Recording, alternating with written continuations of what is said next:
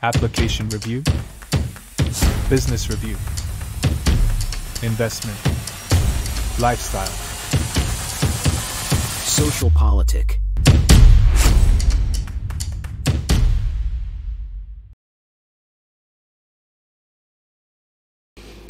Halo Bapak Ibu, saudara-saudari sekalian, lovers and haters. Salam cerdas Indonesiaku. Jumpa lagi kita pada kesempatan kali ini. Bagi Anda yang belum subscribe channel saya, silakan subscribe channel saya. Tekan loncengnya agar Anda dapat notifikasi setiap kali saya mengupload video-video saya. Oke, kali ini saya akan membahas mengenai Partai Perubahan Indonesia yang kabarnya akan didirikan oleh Anies Baswedan setelah dia gagal maju di Pilkada DKI Jakarta yang nanti akan disebut daerah khusus Jakarta dan juga di Jawa Barat. Oke, tapi sebelum itu seperti biasa kita lihat yang ringan dan yang lucu dulu nih ya. Nah, ini ada satu cuitan di X atau Twitter dulu namanya dari Dr. Tifa. Saya bingung sama dokter ini ya, katanya dokter, tapi cuitannya selalu apa ya, sesuatu yang tidak sesuai dengan fakta alias nyebar hoax. Cuman saya bingung ya, ini hebat banget dokter ini ya, nggak pernah keciduk gitu ya. Padahal orangnya real gitu ya, saya nggak ngerti juga ya. Padahal ini bisa kena undang-undang ITE. Kita lihat ya, dulu dia yang nyebarkan pertama kali bahwa ijazah Gibran itu palsu, tapi itu kan sudah diklarifikasi dan terbantahkan. Nah, kali ini, kita lihat nih ya cuitan yang terbaru dia. Dia bilang bahwa intinya Gibran itu pecandu narkoba yang sakau. Ciri-cirinya rambutnya acak-acakan gitu ya. Anda lihat dah tuh ya.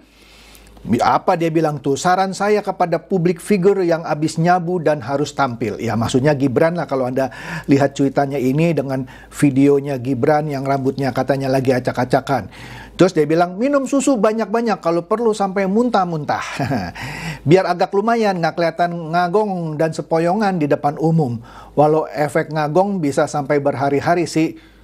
Nah ini kan sudah, menurut saya udah keterlaluan. Tapi oke lah, itu urusan Gibran sama Dr. Tifa. Kemudian, nah beberapa podcaster gitu ya, atau yang punya channel YouTube seperti saya, kan banyak gitu ya. Nggak usah saya sebut lah, Anda tahu siapa. Selalu mendengung-dengungkan seakan-akan lagi pecah kongsi nih antara Jokowi dengan Prabowo.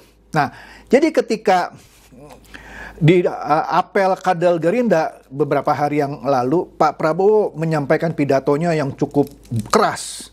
Ya, intinya bahwa menampik cuitan-cuitan atau video-video yang menyatakan Pak Prabowo dan Pak Jokowi pecah kongsi. Di sini ada cuitan dari Transporter. Dia bilang apa? Makin soto bukan makin kali ya, mungkin makan maksudnya. Makan soto Betawi di Kota Bekasi.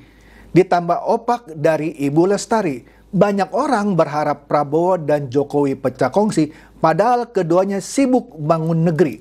Terima kasih, sorry ye, oke gas, ya. Jadi ini ketika apel Gerindra di Senayan ya ada nyanyian dan terima kasih kepada Pak Jokowi di apel kader Gerindra itu, ya. Jadi terbantahkan. Kemudian Pak Prabowo juga bilang gitu ya di acara itu, ini yang dicuit oleh DPP Projo.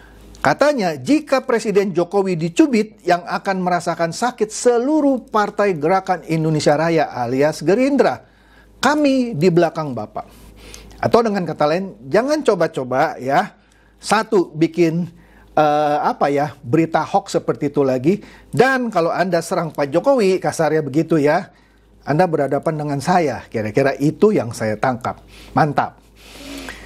Nah, ini dia nih ya, kita lihat ya. Ini sudah kita tahu sebenarnya, tapi ini dicuit oleh seorang namanya Ewing ya. Apa dia bilang? Enak bener jadi wartawan bocor alus, berbuat salah tinggal minta maaf. Ini sudah pernah saya bahas bahwa pers di Indonesia itu ada undang-undang, yaitu Undang-Undang Kebebasan Pers atau apa nama lengkapnya saya lupa. Di mana di situ kira-kira kalau pers membuat berita yang salah, itu nggak bisa kena Undang-Undang ITE salah satunya misalnya ya, karena ada Dewan Pers yang akan mengadilinya ya. Enak ya, enak. Coba kalau orang kayak seperti saya buat suatu video yang melanggar Undang-Undang ITE, terancam saya hukumannya karena saya bukan pers.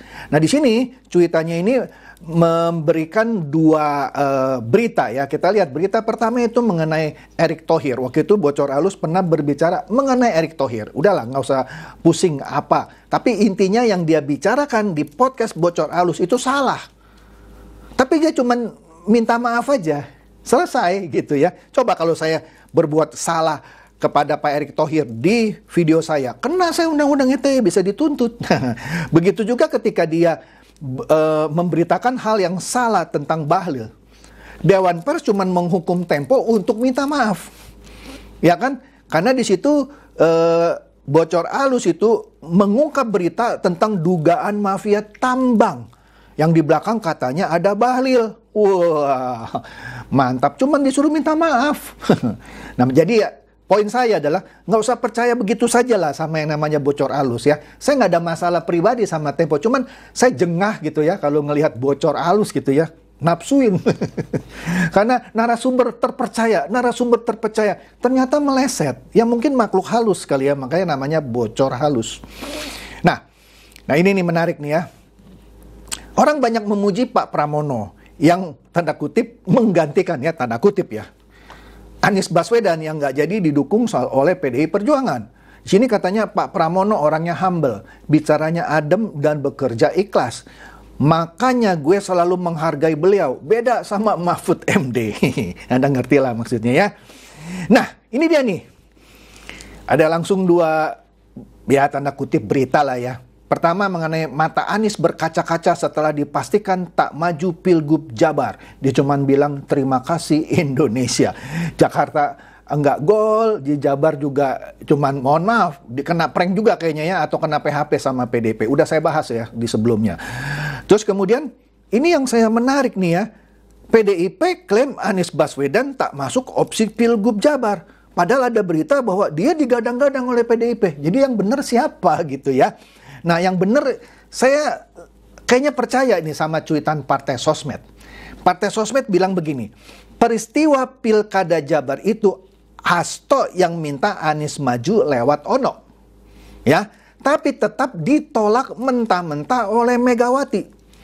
Hasto sedang kehilangan gripnya atau apa ya, cengkramannya gitu ya di PDIP. Udah nggak dipandang sepertinya sama Ibu Mega. Jadi bukan Megawati yang mau mencalonkan Anies, Hasto aja gitu ya, yang mau minta Anies maju lewat Ono Surono, yang juga akhirnya nggak dicalonkan sama PDIP. Kasihan Delu Ono ya. Nah, kemudian Anies pun diwawancara, nanti kita lihat wawancaranya sekilas lah gitu ya, dengan mata Naswa, dan bahkan di pendapat-pendapatnya dia bilang, dia menyalahkan partai-partai politik yang tanda kutip tersandera oleh pemerintahan atau yang sedang berkuasa. Loh, ini orangnya Demokrat ya. Ya, bilang apa ya? Dia itu yang namanya Kamhar Lakumani sebagai Deputi Badan Pemenangan Pemilu Partai Demokrat. Kan sebelumnya Partai Demokrat dulunya mengusung Anies sebagai capres. Ya.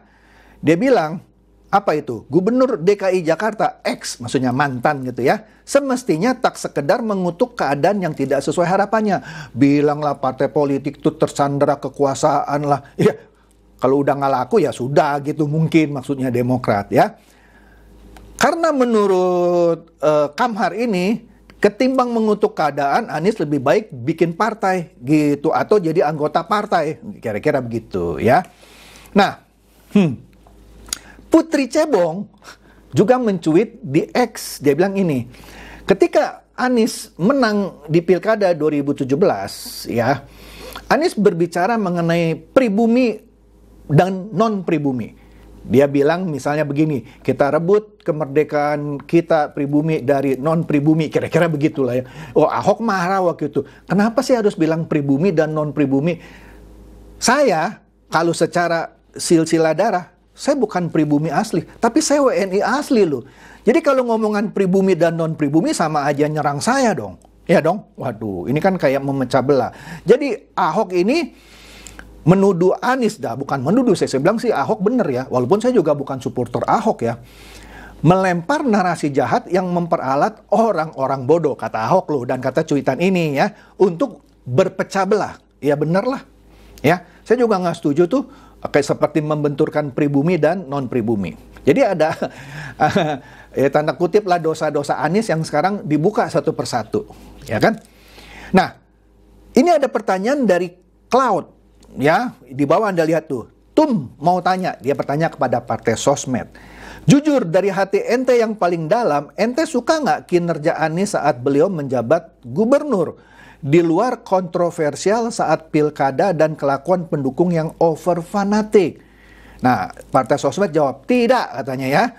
Program DP 0 rupiah, kan dulu kan ada program DP 0 rupiah untuk membeli rumah kan ya. Waktu Anies menjadi gubernur DKI. Itu jelas-jelas penipuan publik katanya ya. Pernah kami ingatkan sebelumnya dan terbukti setelah Anies terpilih. Nah, di bawah itu dia kasih cuitan dulunya yang lama. Ada unsur penipuan dalam iklan program rumah DP 0 rupiah yang dibintangi oleh Panji ini. Nah, Panji ini sebut sajalah selebriti gitu ya. Memang pendukung Anies. Dan dia menurut partai sosmed membintangi iklan soal DP 0 rupiah yang menipu itu. Oke? Jadi kita ngertilah kenapa Panji itu kesel banget ya, misalnya Prabowo menang gitu ya, dia tetap membela Anies Baswedan. Ya, tapi itu haknya Panji lah. Nah, tapi meskipun demikian, saya nggak tahu juga nih, ya, PDIP dalam hal ini siapa? Kan bukan Ibu Mega. Kan kita lihat di sini ya. PDIP berharap agar Anies bantu menangkan Pramono dan Rano Karno. Tapi ini pendapatnya Ketua DPP PDIP Deddy Sitorus yang kontroversial itulah ya. Dia berharap. Tapi ini kan bukan arahan Megawati ya. Ya boleh saja sih ya kader berharap dalam hal ini. Kader PDIP yang namanya Deddy Sitorus berharap Anies Baswedan dapat menjadi bagian dari tim pasangan calon gubernur dan wakil gubernur Jakarta. Pertanyaannya, mau nggak Anies? Saya nggak yakin dia mau ya. Tapi oke lah, itu kan boleh loh orang berharap gitu. Nah, partai sosmed baru-baru ini juga mencuit mengomentari talk show Mata Najwa dengan Anies Baswedan. Belum lama lah. Dia bilang di sini, betul sekali Mbak Najwa katanya ya. Mbak Najwa ini cerdas sehingga sekelas Anies pun terlihat beberapa kali kelabakan dengan pertanyaan-pertanyaannya yang tajam. Nanti kita lihat nih sebentar lagi videonya. Ya, itu ada dia mengutip cuitan dari Deddy Nur. Dia bilang ya, jejak langkah politik dari politisi Anies Baswedan memang canggih. Tapi ada pepatah lama yang mengatakan secanggih-canggihnya tupai melompat akhirnya jatuh juga. Waduh. Wah, ini menarik ya. Jadi nggak tahu ya kenapa gara-gara itu Anies terus banyak dikuliti gitu ya. Yuk kita lihat sekilas cuplikan dari wawancara Najwa Shihab yang membuat tadi Anies tanda kutip kelabakan. Yuk kita lihat videonya, ini menarik. Oke. Bentar. Nah ini dia nih ya. Bentar. Text time. Saya mencatat Mas Anies, jejak langkah politik Anda. Anda ikut konvensi Partai Demokrat 2014. Tidak salah. Kemudian Anda maju Pilkada 2017 lewat PKS dan Gerindra. Benar. Anda maju Pilpres lewat Nasdem, didukung PKS dan PKB. Petualang politik. Pilkada 2024 hampir maju lewat 4 partai politik dan kemudian tidak jadi. Enak aja ya. Ngapain gue suruh dukung Pak Anies? Kutu loncat Anies Baswedan. Petualang politik, hanya mau memanfaatkan partai-partai, tidak mau berkeringat, maunya hanya dapat jabatan, tidak mau terikat, tidak mau susah-susah, maunya langsung di posisi paling atas.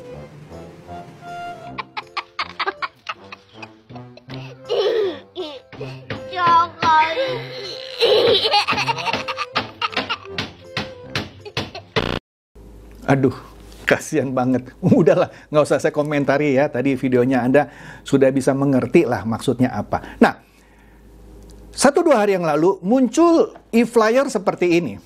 Ya, intinya e-flyer ini kalau kita baca ya, Segala lahir katanya wadah perjuangan baru, Partai Perubahan. Nanti kita lihat di beberapa kesempatan lagi disebut Partai Perubahan Indonesia. Katanya tokoh yang terlibat Anies Baswedan. Siapa lagi tuh di bawah tuh? Ada banyak. Sudirman Said. Nah, kan dulu konconya Anies ya, bahkan tanda kutip juru bicaranya Anies ketika dia maju Pilpres. Rocky Gerung, Tom Lembong, Refli Harun, Abraham Samad, Ferry Amsari, pemeran Dirty Vote itu ya, film kotor ya. Novel Baswedan, Bambang Wijoyanto, Akbar Faisal. Nah, ini yang hater-hater nih ya. Laude Basir, Faisal Assegaf, Denny Indrayana, Putra Jaya Hussein, Sahrin Hamid. Kemudian ada lagi guru besar, dosen, mahasiswa, kaum milenial, kaum perempuan, generasi Z, profesional muda, buruh tani, nelayan. Ayo rapatkan bariskan, selamatkan demokrasi Indonesia tanpa oligarki.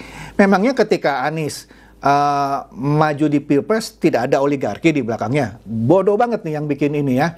Tapi oke lah, itu kan orang bikin ini terserah-serah dia gitu ya. Nah, kemudian ada juga ini cuitan dari Barisan Pemuda RI. Dia bilang apa di sini? Dahsyat, survei saat ini baru mau berdiri pengikut partai Anies Rashid Baswedan alias ARB ini sudah lebih dari 76%. Ada videonya di situ ya. Pokoknya pasti jadi nih, udah didukung nih. Dukungannya 76%. Lucu dah videonya. Saya males itu komentarnya ya. Tapi yang menarik dari sini, orang sudah berapi-api, sudah ada survei. Sudirman Said yang konconya Anies Baswedan di Pilpres yang lalu, dia memberikan klarifikasi. Melalui pemberitaan media, saya mendengar Pak Anies Baswedan sedang mempertimbangkan pembentukan ormas atau parpol setelah tidak ikut Pilkada 2024. Saya doakan, semoga langkah-langkah beliau ke depan dimudahkan. Namun, saya tidak terlibat dalam aktivitas tersebut. Seperti publikasi terlampir tadi yang biru gitu ya, yang ada nama Sudirman Said di dalamnya. Sejak selesai Pilpres 2024, saya tidak mengikuti kegiatan politik praktis apapun. Beberapa bulan ini saya fokus mengikuti proses seleksi calon pimpinan KPK. Semoga Tuhan membimbing dan memberkahi segala ikhtiar untuk perbaikan negeri tercinta. Amin ya robbal alamin. Jadi ini dibantah sama Sudirman Said. Dia tidak ikut-ikutan dalam mendirikan Partai Perubahan Indonesia. Menariknya, di sebuah berita, ya Anda bisa carilah, Anies Baswedan pun ternyata membantah mau mendirikan Partai Perubahan Indonesia. Jadi yang benar siapa dong? Memang benar. Intinya dia bilang gini, dia memikirkan untuk membuat itu. Tapi soal nama, mungkin gitu maksudnya, soal nama seperti Partai Perubahan Indonesia, bukan itu maksudnya. Ya tapi sih ujung-ujungnya dia akan buat lah ya. Oke? Nah menariknya, Partai Sosmed menanggapi juga nih soal isu pendirian Partai Perubahan Indonesia atau apapun namanya yang nanti akan dibuat oleh Anies. Nah, di sini kan ada cuitan di bawahnya tuh ya, The Myth is back. Breaking news, pelantikan Presiden masing 2024, Oktober 2024 kan Pak Prabowo akan dilantik 20 Oktober ya. Ya kira-kira 40 hari plus lagi lah sebentar lagi. Nggak sampai 2 bulan akan dilantik Pak Prabowo ya. Ini sudah deklarasi Anies Presiden 2029. Adalah videonya ya, nggak usah saya tayangkan lah di sini. Nah, terus komentarnya Partai Sosmed, menurut saya dia pengamat yang oke lah ya. Dia bilang apa? Biar kami sadarkan mereka dari mimpinya. Nah, orang-orang yang bikin cuitan seperti ini, yang yakin benar nanti Anies akan deklarasi Presiden 2029 gitu ya. Di tahun 2029, Anies belum bisa maju lewat parpol yang akan dibuatnya itu. Kan partai baru, oke? Kenapa? Sebab penentu capres-cawapres di tahun 2029 adalah parpol-parpol yang dapat kursi DPR di Pileg 2024. Singkatnya begini, P3 saja yang partai lama dalam periode mendatang tidak dapat kursi di DPR, apalagi partai baru. Oh, tapi kan Anies Baswedan pendukungnya banyak. Ya udah kita lihat. Memang mudah mendirikan perwakilan-perwakilan atau DPD partai di 30 lebih provinsi di seluruh Indonesia. Kan ada proses ini lagi. Sebut saja due diligence ketika partai baru mau masuk ke pesta demokrasi 5 tahun lagi. Kira-kira gitu ya. Nah, Anies atau dia maksudnya tetap butuh parpol lain yang katanya tersandera. Padahal dia sudah ngatain kan, parpol-parpol yang sekarang ini sudah tersandera oleh penguasa. Loh, kalau dia sudah menyalahkan parpol-parpol itu yang akhirnya tidak mencalonkan dia di Jakarta maupun di Jabar, katanya sudah tersandera. Loh, kan lucu kalau nanti 5 tahun lagi partai yang sudah dicap tersandera itu diharapkan mendukung dia. Karena sudah dipastikan, mau taruhan sama saya, kalau 5 tahun lagi Partai Perubahan Indonesia atau partai apapun yang didirikan oleh Anies bisa punya kursi alias lewat threshold yang selama ini bilangnya 4% ya. Taruhlah punya 1 kursi aja di DPR, 5 tahun lagi saya tutup channel saya. Jadi saya setuju sama Partai Sosmed. Nggak mudah. Ya. Siapa partai yang sudah 2 periode ikut pemilu yang sampai sekarang tidak juga punya kursi di DPR? Perindo, PSI. Apa kurang hebatnya PSI dan Perindo? Tapi di DPRD Jakarta dia punya kursi. Loh, ya saya bukan mengecilkan seorang Anies Baswedan. Enggak mudah gitu untuk membesarkan sebuah partai politik ya. Jadi jangan ngimpi deh. Catat ngomongan saya. Kalau 5 tahun lagi partai yang didirikan Anies Baswedan punya kursi di DPR, saya tutup channel saya. Oke, itu saja dari saya. Semoga ini mencerdaskan dan mencerahkan Anda semua. Silakan share video saya ini kepada teman-teman, sahabat atau kerabat supaya mereka tambah cerdas dan tercerahkan. Seperti biasa, terima kasih.